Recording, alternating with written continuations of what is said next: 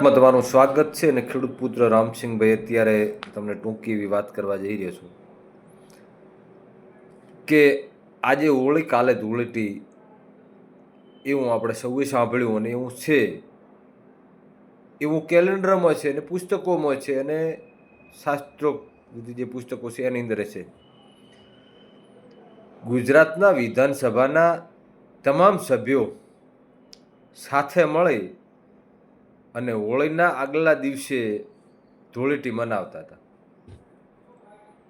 તમે સમજો તો ખરી આ ગુજરાત ક્યાં જવા બેઠું છે. એટલે તો હોળી આવવાની બાકી છે, ધૂળેટી પછી આવે અને ક્યાં શું ઉજવાય એની તમને ખબર હોવી જોઈએ. પરંતુ આ બધા સાથે મળીને ગુજરાતને લૂંટવાનું કામ કરતા હોય એવું આપણને નજરે દેખાય છે. કેમ કે તમારે અત્યારે નાચવાનું નથી, તમારે આ ધંધા કરવાના નથી. તમે લોકોની વ્યાધિ જુઓ, લોકોની પરિસ્થિતિ શું છે તમે જુઓ. હવે અત્યારે છેવાડાના ગામડા છે અને પીવાનું પૂરતું પાણી નથી મળતું, કેનાલનું પિયતનું પૂરું પાણી નથી મળતું. તમે 15 તારીખે બંધ કરવાની વાત કરો છો, 15 એપ્રિલ સુધી લોકો ખેતરમાં હોય અને અત્યારે ઘાસચારાની અછત છે. તો અમારું માનવું એવું છે કે માર્ચ, એપ્રિલ અને મે, આખો મે મહિનો પાણી આપવામાં આવે તો ઘાસચારાની અછત છે એનો પ્રશ્ન સોલ્વ થઈ જાય. ગૌશાળાને મળે, પોંજરાપોળને મળે, રેઠા ઢોર છે રખડતા એમને ઘાસચારો મળે, પશુપાલન લઈને બેઠા છે એમને મળે. આ લોકો ફક્ત ને ફક્ત તાયફા સિવાય બીજો ધંધો નથી કરતા. તમે જો આ એકબીજા ઉપર કલર ઉલાડતા હતા, આવી પરિસ્થિતિ હતી.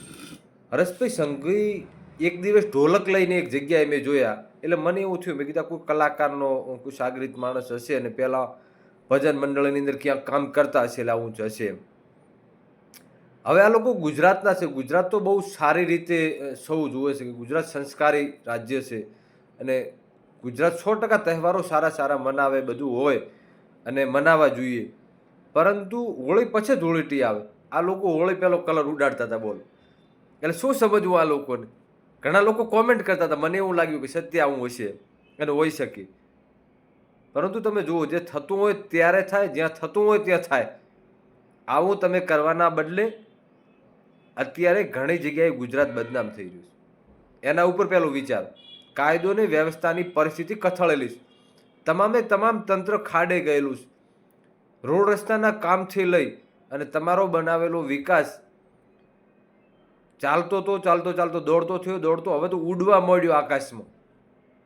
અને એવી પરિસ્થિતિ થાય કે તમે લોકો ચણીને જાઓ, તમે લોકો કોઈ ધાબુ ભરીને જાઓ, તમે લોકો કોઈ રોડ કે પુલ બનાવી જો, ક્યારે તૂટે એની ખબર નથી રહેતી. તમારી બનાવેલી કેનાલો કરોડ ભૂસ ક્યારે તૂટી જાય, ગાબડા પડે, ખેડૂતોના ખેતરમાં પાણી ફરી વળે. તમારા બાપનું શું જોયું, એમાં ખેડૂતોના કિસ્મત ઉપર પાણી ફરી વળે અને પાછું થીગડું દેવાનું, એમાં તમારું કમિશન. એટલે અમને આજ નથી સમજાતું કે આ લોકો હોળી પહેલી ધૂળેટી મનાવે, શાની મનાવતા હશે, કંઈક આવ્યું હાથમાં એવું લાગે છે.